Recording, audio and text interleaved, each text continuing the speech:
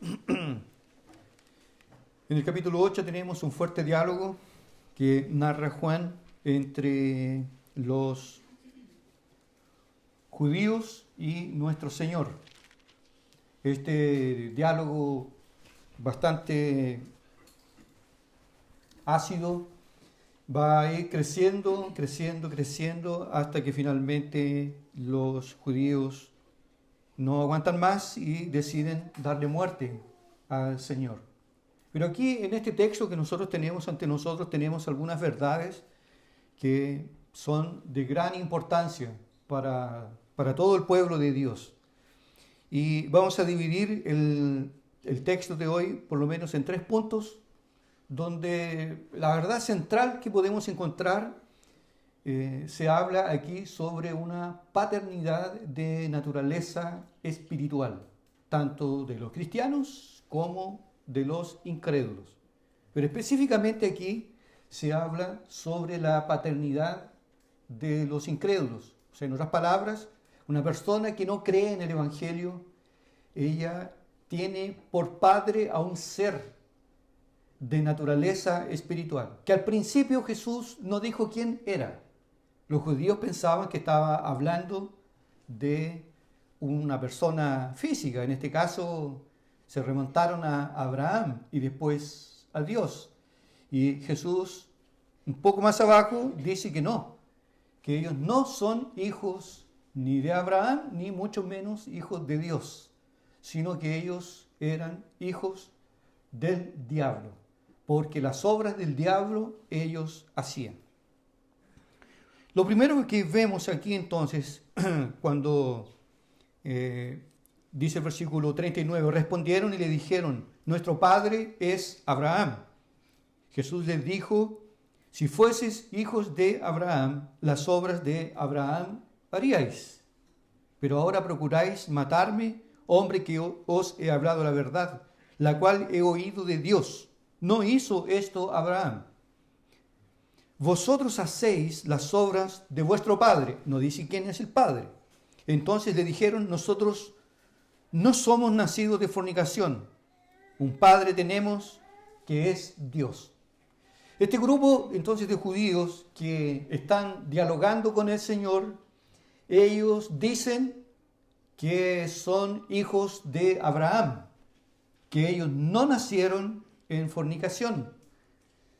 Probablemente algunos comentaristas dicen que ellos intentaron con una cierta ironía oculta afectar o golpear a nuestro Señor por causa de la paternidad humana de Jesús.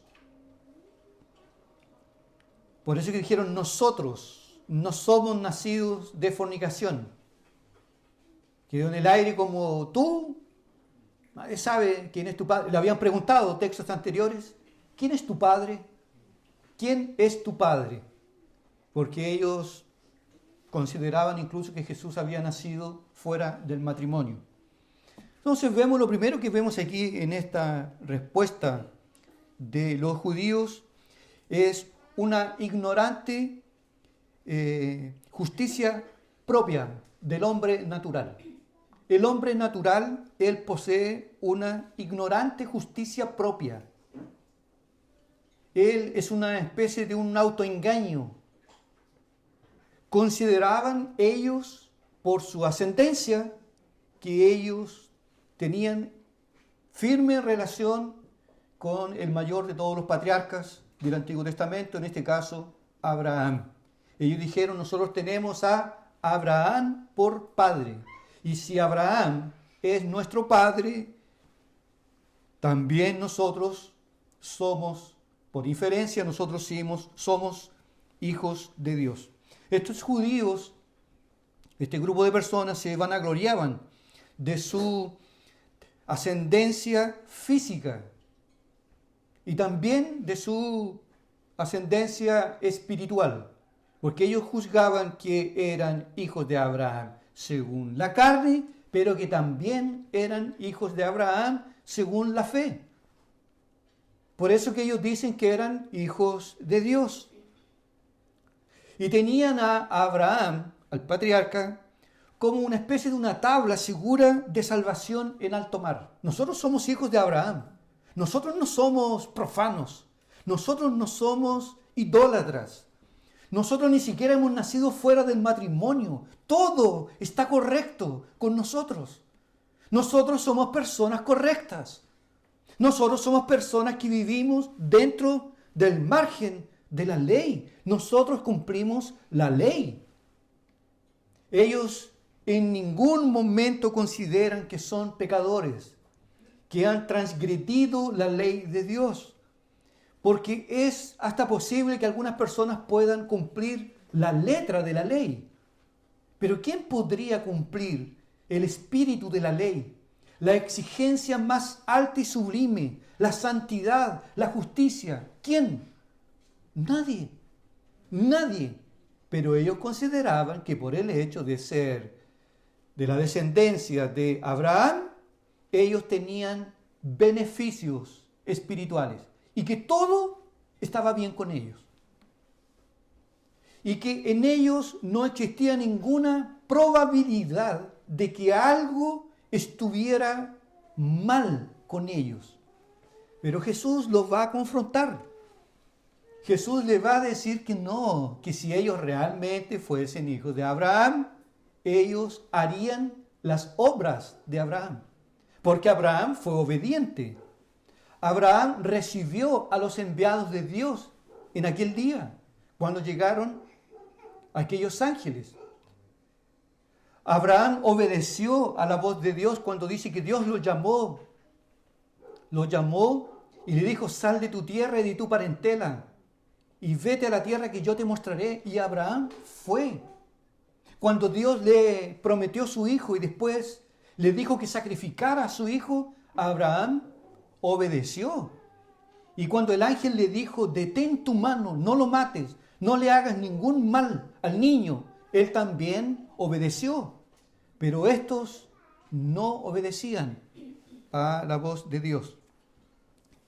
Qué terrible es el autoengaño.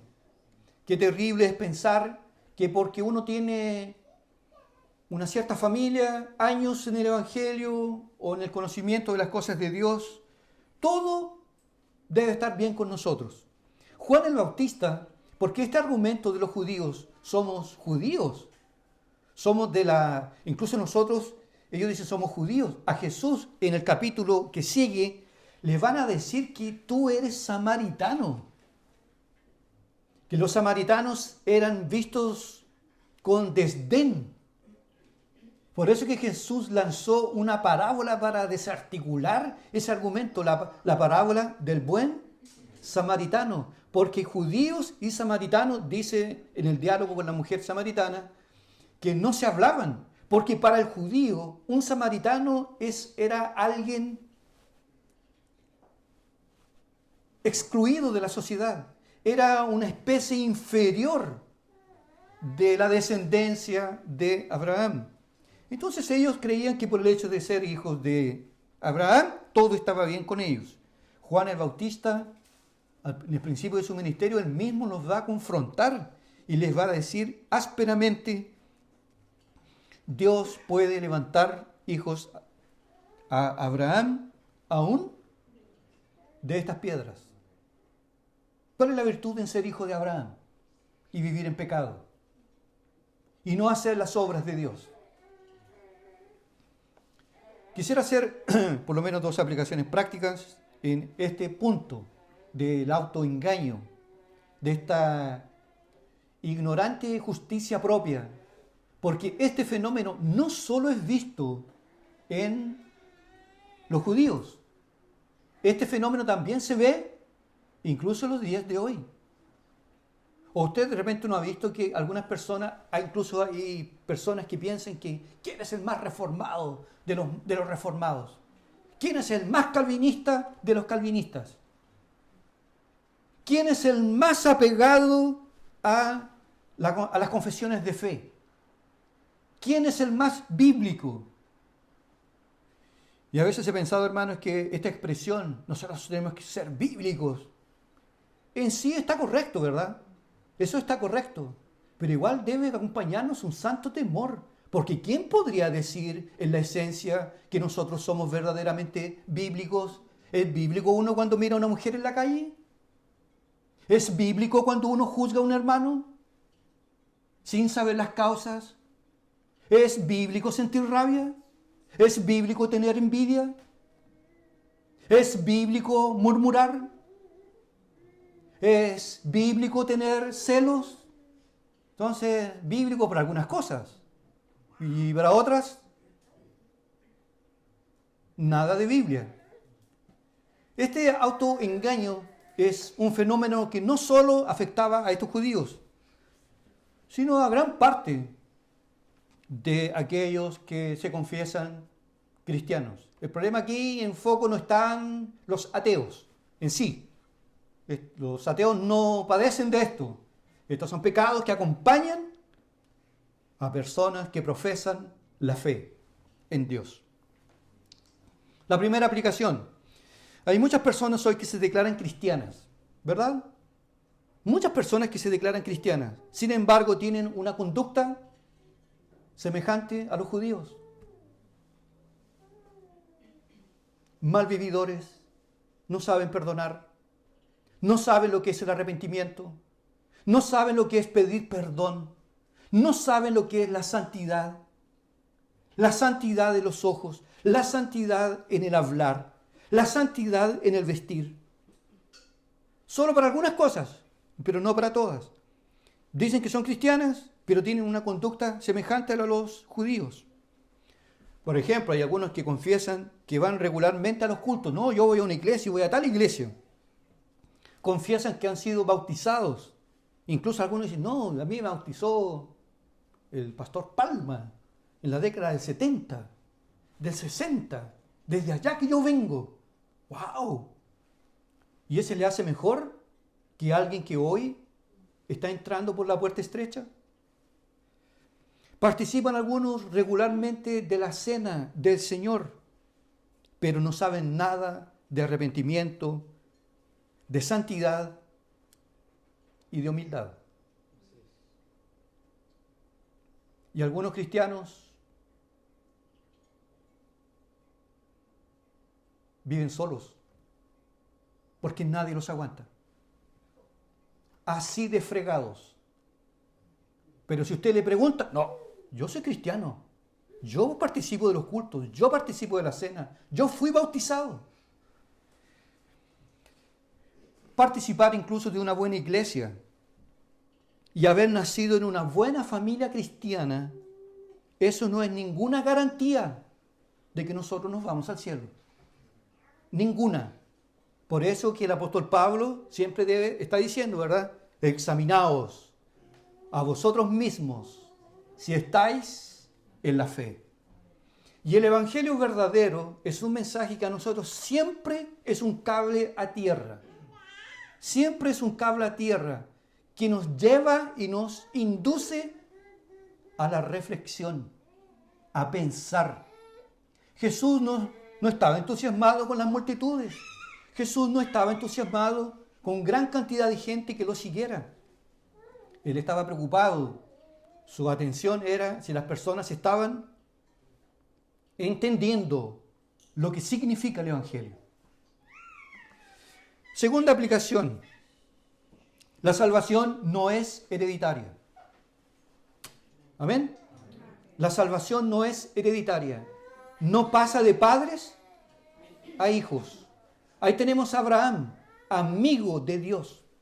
Un hombre que salió de la tierra de Mesopotamia, de la tierra del paganismo de aquellos días, y fue conducido por Dios hacia la tierra prometida. Pero esta amistad que él tuvo y tenía con Dios no pasa toda su generación, no pasa toda su descendencia. La salvación es algo absolutamente personal. No pasa de padres a hijos. Es por eso que nosotros consideramos un error no menor bautizar a niños. Porque nosotros no sabemos si esos niños, hijos de cristianos, van a ser salvos. Es el error del de los presbiterianos, que yo por tradición los respeto, tengo un gran cariño y amistad por él, pero nosotros tenemos una piedra de tope ahí. Porque ellos bautizan a los hijos de los cristianos. Y como que ya se le induce o se lleva a pensar que estos niños que nacen en hogares cristianos ya tienen ventaja sobre otros que no nacieron en hogares cristianos. Y eso no es verdad. Nosotros, por ejemplo, tenemos en la palabra de Dios, nosotros tenemos padres cristianos, hijos impíos. Y tenemos hijos impíos, hijos buenos y padres malos. No pasa de familia para familia la gracia de Dios. La salvación no tiene ninguna relación con una raza específica. Porque el pueblo de Dios redimido que compone la iglesia del Señor está compuesto de toda lengua, de toda tribu, pueblo, raza y nación, y no de una específica. Si los judíos tuviesen ventaja por el hecho de ser judíos, Jesús no le habría dicho a Nicodemo que tenía que nacer de nuevo. No le habría dicho eso, porque él ya tiene ventaja, es maestro. Jesús le dijo que él tenía que nacer de nuevo. Sin embargo, a pesar de que la gracia de Dios no pasa de padres a hijos, también debemos reconocer que los hijos de los cristianos tienen una mayor probabilidad de que conozcan al Señor, pero no hay ninguna garantía.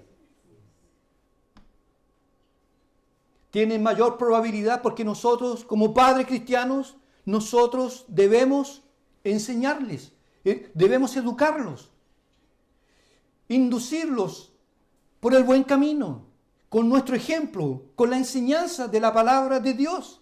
Nosotros como padres cristianos vamos a dar cuenta, pero nosotros no podemos salvar a nuestros hijos. Esta es una obra exclusiva de Dios. Por ejemplo, nosotros tenemos en la Biblia, para argumentar, Samuel, el profeta Samuel y juez de Israel, él era piadoso, pero sus hijos no lo eran. Job era piadoso, sus hijos eran fiesteros. Josías, ahora la inversa, Josías fue piadoso, su padre Amón fue malo. No hay esta cosa de la maldición hereditaria. Un caso bien conocido nuestro acá, John Piper, es pastor, teólogo, conferencista, piadoso, pero su hijo Abraham Piper es uno de los mayores blasfemadores. Hace videos, actualmente tiene casi 1 millón de seguidores, el hijo de John Piper, y refuta todo lo que enseña su padre. Se burla de la Biblia. Un dolor inmenso para este pastor. Tenemos el caso en la historia de Friedrich Nietzsche, el padre del nihilismo. Él era hijo y nieto de pastor luterano.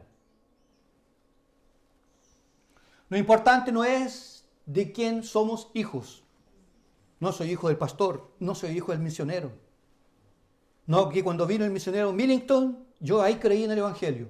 Y de ahí viene toda la bendición sobre la familia. Lo importante no es eso, de quién eres hijo, sino si realmente tú eres hijo de Dios. Si Dios es tu padre. Si tú eres hijo de un presidente, eres hijo de un ministro, eres hijo de una persona notable, ¿qué importa si finalmente no eres hijo de Dios?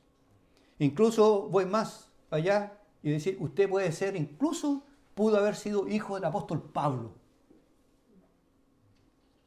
Pero si no es hijo de Dios, eres hijo del maligno, según lo que dice nuestro Señor. En segundo lugar, el Señor aquí del versículo 42 al 44 empieza a hablar ya más nítidamente sobre la paternidad espiritual de sus oyentes.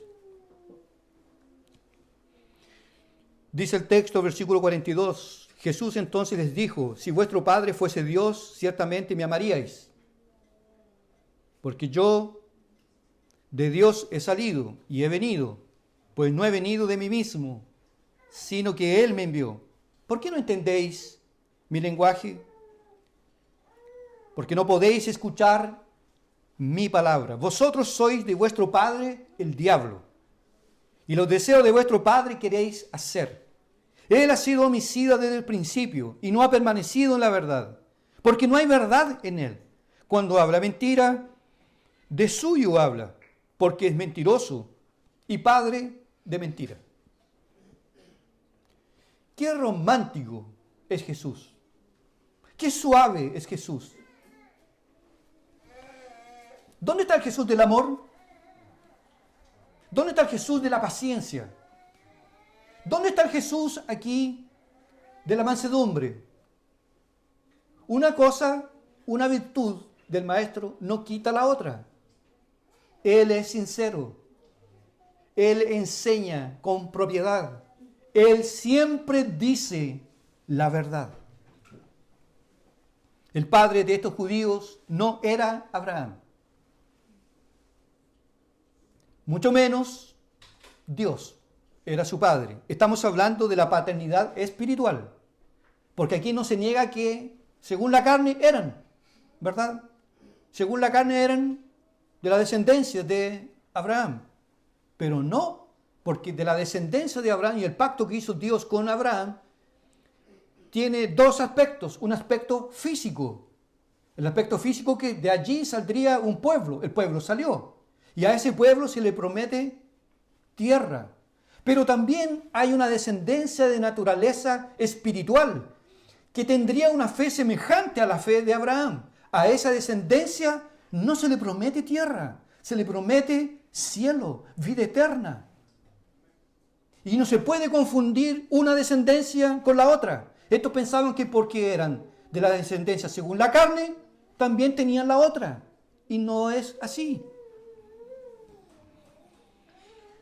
¿Por qué no son hijos de Dios estos judíos? ¿Por qué no eran hijos de Dios, según las palabras de nuestro Señor? Bueno, porque ellos no habían nacido de nuevo. Segundo, ellos buscaban ocasión para matarlo. O sea, ellos tenían odio en el corazón. Ellos no entendían el lenguaje del Señor. No entendían. Pero no entendían nada. Absolutamente nada. Ellos estaban apagados para todo tipo de entendimiento de naturaleza espiritual. Además, ellos no solo no entendían, tampoco escuchaban. Tampoco ellos daban oídos a la palabra de nuestro Señor. Ellos querían hacer los deseos del diablo.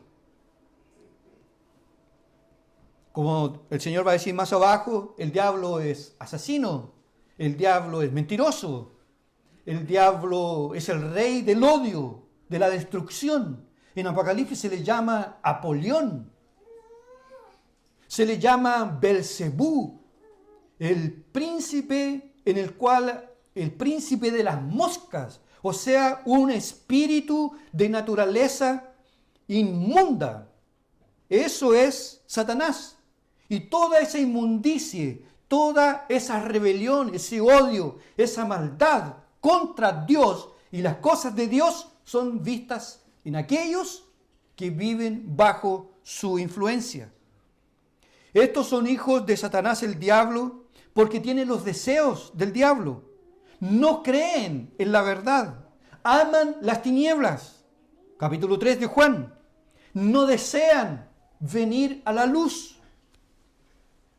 Y Jesús dice aquí, yo soy hijo de Dios. Yo imito a mi Padre que está en los cielos. Todo lo que hablo, todo lo que digo, todo lo que hago, lo que yo vi, hago. Lo que yo oí, hablo. Las órdenes que recibo desde arriba, estas las hago. Mis obras dicen que yo tengo por Padre a Dios. Y el Señor ahí conecta.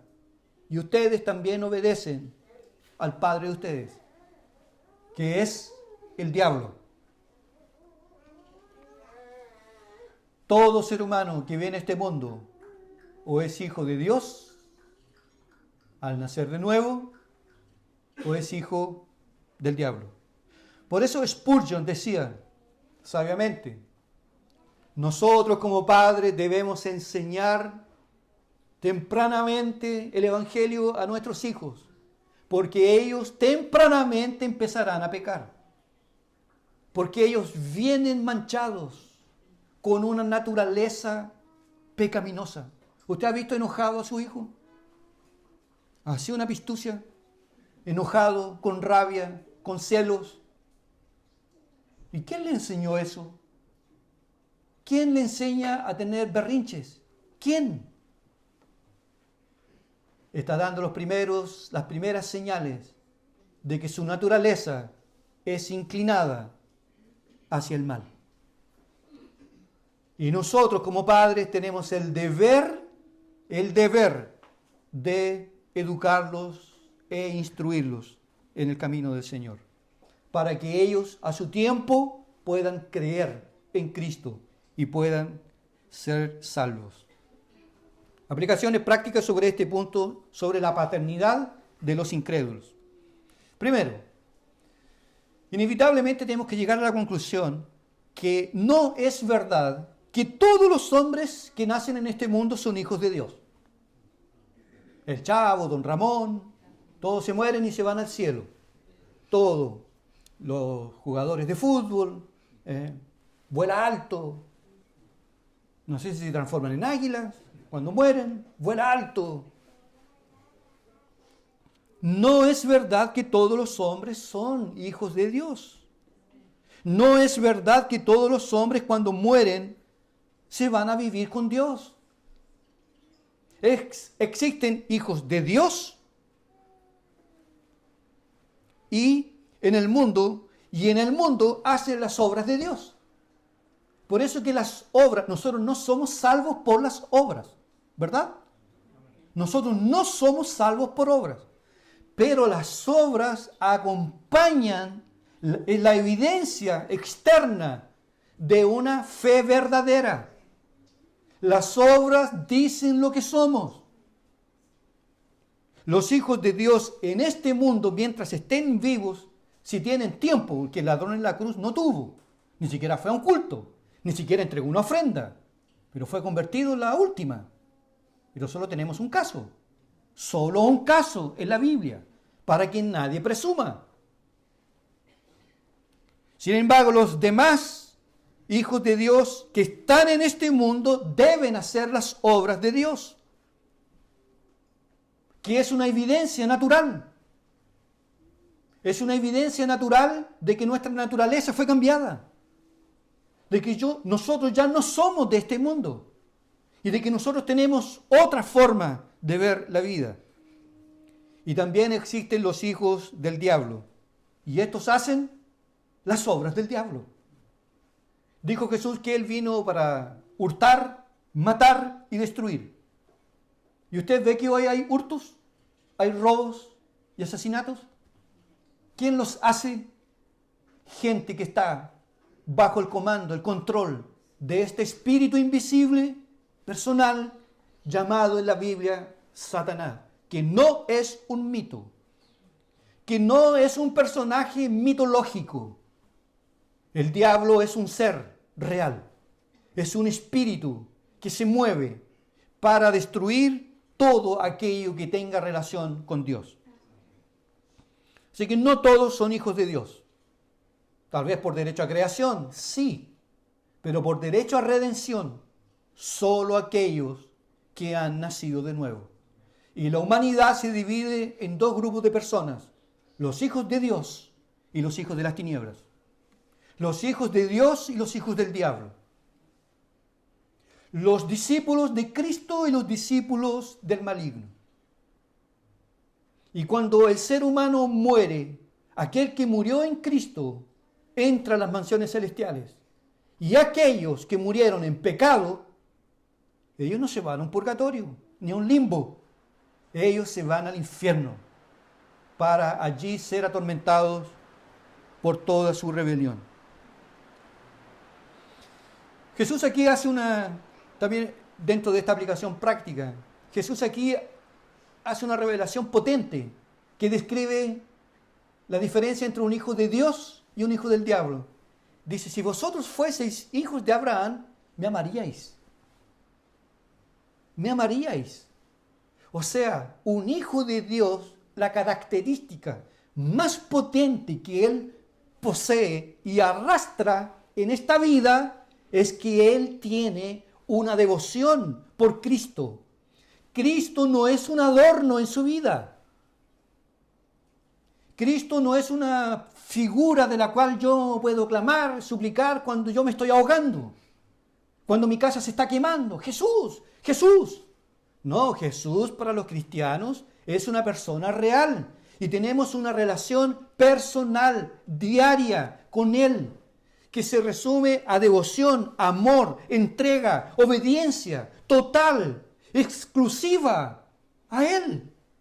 Y esta relación con Cristo, este amor con Cristo, Él es tan patente y es tan claro que los que están en tinieblas lo perciben. Es cristiano, llega la hora, no capea en el trabajo, no se lleva los materiales en los bolsillos, no roba, no hurta, no miente. Cuando dice que sabe es porque sabe, cuando dice que no sabe es porque no sabe. Siempre dice la verdad. No reacciona con violencia cuando se le confronta.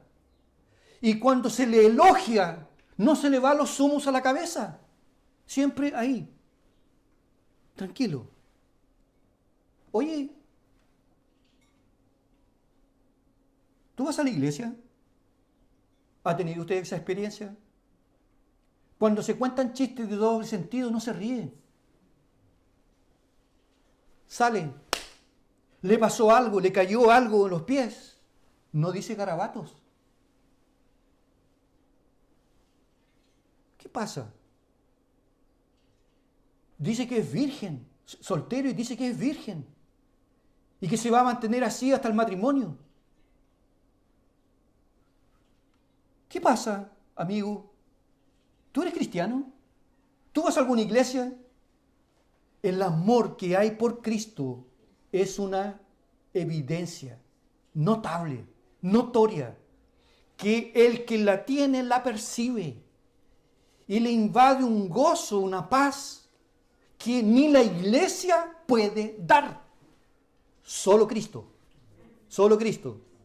Y los demás lo perciben. ¿Quién es Cristo para nosotros? Cristo para nosotros lo es todo, es la razón por la cual estamos aquí. ¿Cómo es posible que nosotros nos levantemos temprano, en un día de lluvia, con frío, y estemos aquí para escuchar a un hombre, a un pecador, que también falla como todos? ¿Qué nos mueve a esto? Nuestra obediencia, nuestra fidelidad al Señor Jesucristo. Si fueseis hijos de Dios, me amaríais. Los hijos de Dios aman a Cristo. Después la iglesia. Después todo lo demás. Primero es Cristo. Amén.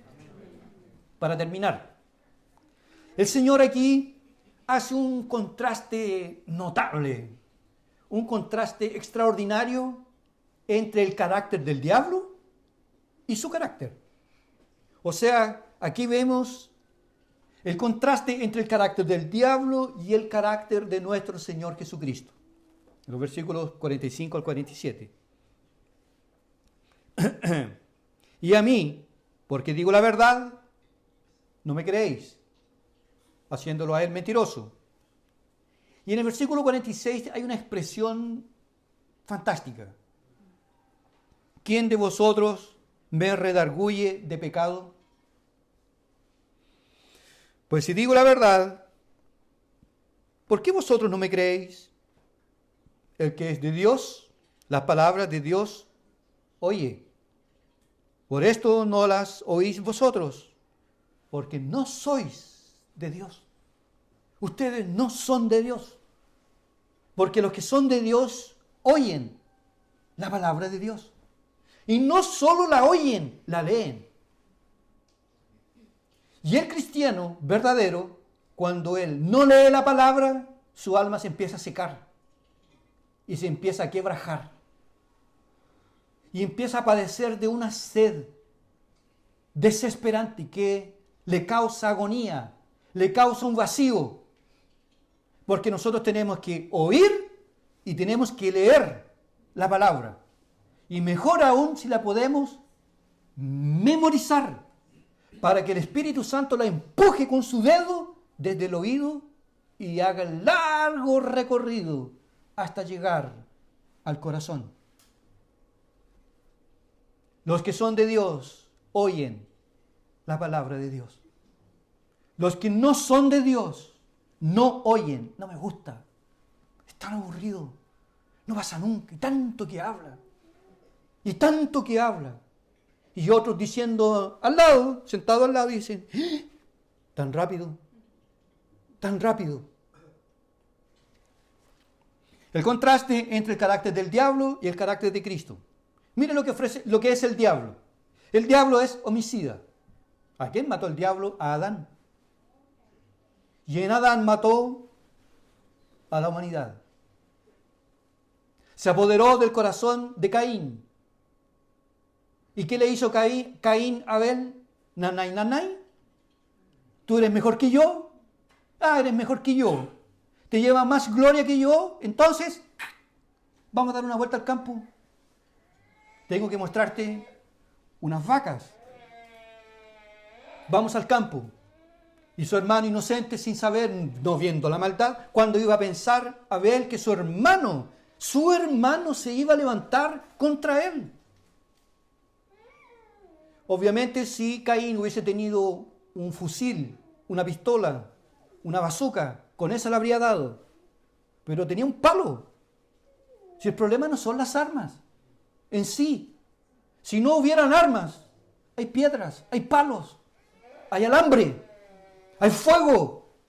El hombre de alguna forma tiene que destruir a su oponente. Porque Satanás, el padre de ellos, es homicida desde el principio. Además de homicida, el diablo es mentiroso. Es el padre de la mentira, es el autor de la mentira. No se puede sustentar en la verdad. La verdad para él es un piso resbaladizo, muy resbaloso. No puede permanecer en pie en la verdad, no puede. Dios le dijo a Adán, de todo aquí en el jardín, de todo podrás comer. De todo, menos del árbol de la ciencia del bien y del mal, que está en el centro. En el día que comiereis, morirás. En el día que comiereis, moriréis. Y vino el diablo y dijo, no moriréis. No moriréis. Es más, si ustedes comen, se van a abrir vuestros ojos. Y seréis como Dios. Mentira. Comieron, murieron.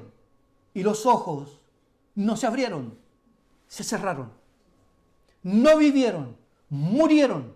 Entró la muerte, entraron las bacterias, entró el virus, entró la muerte física, la muerte espiritual y la muerte eterna. Es así como la Biblia explica por qué el mundo es como es. Hay un ser de naturaleza espiritual que controla, que gobierna los corazones de los incrédulos. Y ahí están nuestros familiares, que no son cristianos. Pero ¿cómo tanto fanatismo? Mire, el día de lluvia usted va a ir al culto. ¿Qué va a ir a hacer al culto? No le cansa, no le aburre eso. Ellos no entienden. Y si de repente ellos saben que usted contribuye fielmente, económicamente con la causa de Cristo, no, hace un escándalo. Pero ¿cómo se te ocurre dar dinero a la iglesia? No entienden, no comprenden y no saben el destino que los espera. que les espera. No saben que hoy la muerte puede cogerlos por el cuello, puede tomarlos y llevarlos a la ruina eterna, donde en unos par de segundos serán suficientes para decir: era verdad lo que me decía mi padre, lo que me dijo mi madre, era verdad. Y yo no quise creer, porque fui rebelde. Jesús dijo en Juan 10:10, el ladrón, refiriéndose al diablo, ha venido para hurtar, matar y destruir. No dice robar, dice hurtar, porque en el hurto no hay violencia. La persona que hurta es aquella que tiene las manos de terciopelo. De estos que andan en Santiago y también aquí, en todas partes. Usted no se da cuenta y el celular, ¿dónde está? Y que alguien, no sé, en la micro o en el biotren me empujaron, me apretaron y ahí prácticamente me sacaron todo, no me di cuenta. Ese es el hurto, no hay violencia física. Jesús dice, el ladrón ha venido para hurtar. Suavemente saca la paz. Suavemente él solapa la verdad. Viene también para matar. ¿Cómo es posible que un ser humano sea capaz de quitarle la vida a otro? Pero este asesinato no solo se consuma con un disparo, sino también cuando tengo rabia contra una persona en mi corazón. Todo eso viene del diablo. Él ha venido para hurtar, matar y destruir. Por eso que en Apocalipsis se le llama Apolión. El espíritu de destrucción. El destructor, uno de los nombres del diablo. Pedro va a decir en su carta que él le compara con un león. Satanás, el diablo, anda alrededor del mundo, no como una oveja, sino como un león, para devorar a su víctima. Por eso es que nadie puede jugar con él, nadie puede cutucarlo con un pedazo de palo corto, porque él se da vuelta y ataca. Voy a probar lo que es el mundo. Siempre la iglesia. Ahora yo, que ya estoy grandecito, ahora yo me he parado en el muro y he mirado para el otro lado. Quiero ir a un carrete. Yo quiero salir de noche. ¿Y cuántos de ellos nunca más volvieron? Satanás es terrible. El príncipe de las tinieblas. El espíritu que opera en el corazón de los incrédulos. Hay hombres que no duermen, no pueden pegar las pestañas, no pueden juntar las pestañas de noche hasta que no conciban el mal. Y ahí llaman a otro, y llaman a otro, y llaman a otro, y se juntan y toman, y lo vamos a hacer así, así, así, y así, y así. Hombres malos que viven bajo la influencia del diablo. El Apocalipsis dice que es este espíritu invisible quien debilita a las naciones. Hermanos, ¿cuánto dinero quemado en corrupción? Vaya a un hospital para que le hagan una operación, una hernia en la columna, fila, tiene que colocarse a la fila, porque no hay recursos, pero inyectar recursos. Pero ¿cuántos recursos son gastados con la corrupción? ¿Cuánto dinero? Millones y millones y millones de dólares. Es el espíritu maligno que debilita a las naciones. Y hoy hasta por ley se le llama a lo bueno malo. Van a ver ustedes lo que va a pasar el 11. Nuevamente, destrucción. Millones de dólares quemados por la violencia. Por el cerebro que tienen algunos del tamaño de una arveja. creyendo que así se arreglan las cosas. Hay un espíritu que trabaja, que motiva que las personas hagan el mal. Un día había un campamento en Israel, todo estaba perfecto, todo estaba bien, todos los enemigos vencidos, pero Dios había dicho, ustedes, nadie de los enemigos, no tomen nada, absolutamente nada. Pero había un hombre que se llamaba Acán y que se enamoró de una barra de oro, nada de tonto. Y dijo, pero ¿quién se va a dar cuenta? Y se metió a la barra y se la llevó. Y la llevó a la carpa y la puso debajo de la alfombra. Y la ira de Dios vino. Los entregó en las manos de los adversarios. Y Moisés y Josué preguntan, Señor, ¿qué pasó? ¿Por qué perdimos? ¿Por qué caímos? Y Dios dijo, hay un anatema en el campamento. El corazón fue llenado por la envidia.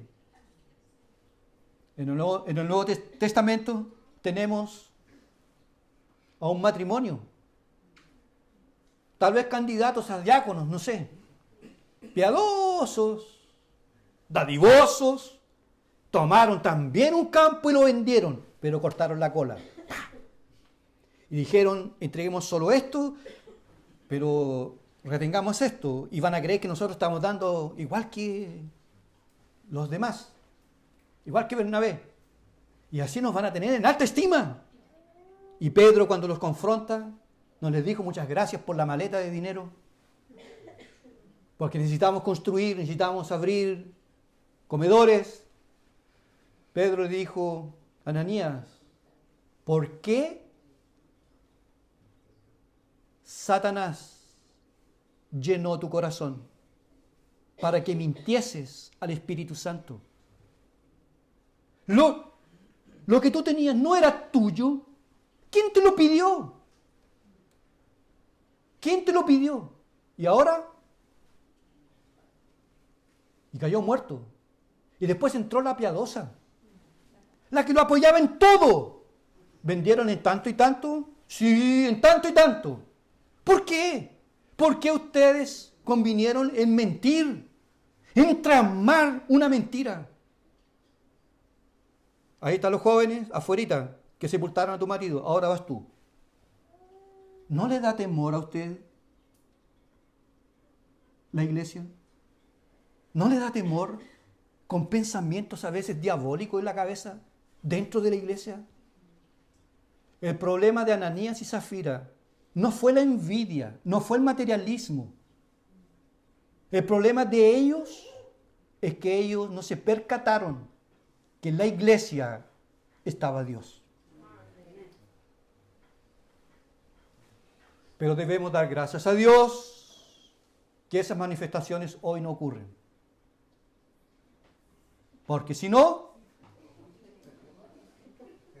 ¿quién predicaría? La primera. Yo sería el primero. Por eso nosotros ten misericordia. Y debemos luchar contra nuestro pecado. Siempre. Y no darle espacio al diablo.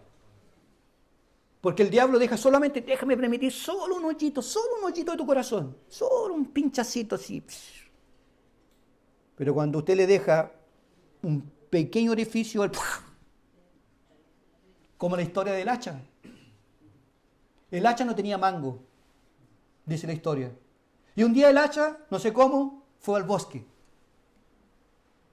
Y dijo, por favor, un palito para mí. Por favor, un palo para mí. Los árboles se miraron. Mira cómo llora la pobre, no tiene palo. Se reunieron y dijeron, vamos a darle un palo al hacha. Y el bosque donó un palo. El palo se encajó en el hacha, el mismo día el hacha echó abajo el bosque. Con el pecado no se juega. Porque hay un espíritu maligno que está por detrás de todo eso. Pero Jesús es bueno y misericordioso. Y levanto una pregunta, con esto termino. ¿Quién de vosotros me redarguye de pecado? Como diciendo, ¿quién de vosotros me acusa de pecado. Pregunto, hermanos, ¿quién puede decir eso? ¿Quién puede decir entre nosotros, Yabu, quién me acusa a mí? ¿Quién tiene algo que decir de mí? Si nosotros sabemos lo que somos, hagamos la prueba, ¿no? Lancemos todos nuestros pensamientos y deseos aquí en el Data Show, para que todos lo vean. Para que todos vean sus anhelos, sus deseos. Lo que pasa en la cabeza en la noche, cuando usted está solo, que todos lo vean. No quedaría uno aquí. Jesús es el único que pasa por la prueba. ¿Quién me redarguye de pecado? Más adelante él va a decir, el diablo, él y de lo de él no hay nada en mí. Solo él. Ahí tenemos el contraste entre el diablo que mata, que roba, que destruye, que odia, y Jesús. Jesús es puro. Jesús es santo. Jesús es lleno de amor y de misericordia. Jamás ha dejado a uno de sus soldados herido, abandonado en el campo de batalla. Nunca, nunca se vio a un justo desamparado. Nunca. ¿Hemos pecado? ¿Hemos pecado, no? Sí, hemos pecado. ¿Y Él nos ha desechado? Él nos ha dicho contigo nunca más. Hipócrita, cínico, mentiroso. Él tiene misericordia y restaura, perdona, acoge, lava, disciplina. Nos da una zurra para aprender la lección. Cómo es terrible pecar contra Dios. Y después, ahora lávate y entra a cenar conmigo. Porque Jesús es bueno, es maravilloso, es digno de toda honra, de toda gloria.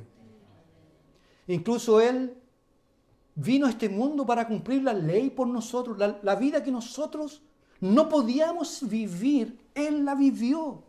Y la muerte que nosotros teníamos que morir, la murió Él, la asumió Él, solo por amor. Ahora yo pregunto, hermanos, ¿es justo que nosotros paguemos con desdén? Desdén es desprecio. ¿Es justo que nosotros demos las migajas? ¿Es justo que nosotros lo tratemos con indiferencia? Si Él lo ha dado todo. Jesús es digno de toda confianza. Y lo más glorioso del cielo no es el cielo en sí. Porque el cielo no sería nada si Cristo no estuviera allí. El cielo es el cielo, porque allí está el trono de nuestro bendito Redentor. El Padre, el Hijo y el Espíritu Santo. Dos aplicaciones prácticas en forma de pregunta. ¿Usted logra ver, hermano, la diferencia entre el diablo y el Señor Jesucristo? ¿A quién vale la pena servirle? ¿A quién? Una vez mira, hermanos, el mundo. Elvis Presley, Michael Jackson, Marilyn Monroe, alcanzaron la gloria de este mundo. ¿Pero cómo murieron? ¿Vale la pena darle la espalda a Cristo? Y por este otro lado usted ve personas que no son conocidas. Mujeres, ancianas, viudas, que le sirvieron a Cristo. Tienen 80, 90 años, algunas han llegado hasta 100 años con cara de ángel. Mujeres piadosas que tienen paz en el alma porque sirvieron a Cristo Jesús. En la obra El Peregrino dice John Bunyan, y de repente pasó por una cárcel, y de repente miró y había en una cárcel un hombre que estaba extremadamente triste. Esto lo va a ver usted en el libro El Peregrino. Y preguntó él, ¿qué pasó con él? Apóstata. Una vez le sirvió a Dios y después lo abandonó. Es terrible conocer el Evangelio y no servirle a Cristo. La segunda pregunta, ¿qué es lo que determinará dónde usted va a pasar su eternidad? ¿Usted ama a Cristo? Se le caen las lágrimas a veces, ¿no? Solo, cuando está solo. ¿Qué sería de mí? Se ha preguntado, ¿qué sería de mí si no hubiese sido alcanzado? Yo siempre pienso, yo estaría muerto. Lo más probable que yo habría estado muerto.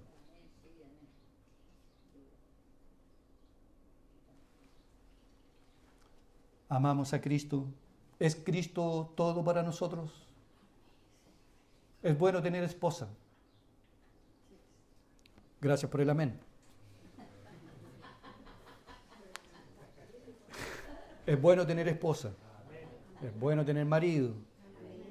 Tener familia, hijos. Pero nada se compara con tener a Cristo. Porque tenemos personas que no tienen marido, ni esposo, ni esposa, ni hijo, ni nada. Y tienen a Cristo. Y lo tienen. Amas a Cristo. En este día de lluvia, tú puedes manifestar tu amor hacia Él. Él es todo para ti. Qué encanto, qué bendición tenemos nosotros. Nos morimos y ya es 100% con Él. Como decía Spurgeon, esclavos voluntarios de un líder que no cambia jamás. Ese es nuestro Señor. Gracias, Padre, por el privilegio que tenemos de poder oír tu voz, tu palabra. Queremos darte la gloria, Señor, y rendirnos ante ti. Pedimos perdón, 1000 veces perdón. Si en algún momento nos hemos desviado, nos hemos apartado de ti, de la iglesia, si hemos dejado sutilmente que el maligno trabaje en nuestro corazón, te pedimos perdón. Hoy queremos volver al primer amor, a reconciliarnos contigo y entregar toda nuestra vida a ti, a cautelarnos de las obras nefastas de Satanás el diablo, que no son pensamientos románticos y suaves que tiene sobre nosotros. Él quiere destruirnos, arruinar todo. Él quiere prenderle fuego a la santa creación de Dios. Señor, que hoy nosotros podamos volvernos a ti en total obediencia para tu gloria. Te ruego, Señor, por aquellos que aún no han nacido de nuevo, para que hoy esta palabra los pueda traer de vuelta a Cristo, a la cruz de Cristo, para que así puedan ser salvos. Y bendice a tu pueblo, Señor, que te ama, que te honra, que te glorifica, que día y noche te buscamos. Esta semana hemos tenido una cadena de oración donde nuestras plegarias han subido a tu presencia como un perfume agradable a ti, Señor. Qué hermoso es tener a Cristo, qué paz nos da. Sabemos que un día vamos a partir, vamos a enfermarnos, vamos a morir. Nuestra esperanza es que en esta vida ya estamos con Cristo y en la muerte seguiremos con Él por la eternidad. Llénanos de tu Espíritu, llénanos de tu palabra y que tu nombre sea glorificado en cada uno de nosotros. Pedimos todo esto en el nombre santo de Jesús. Amén.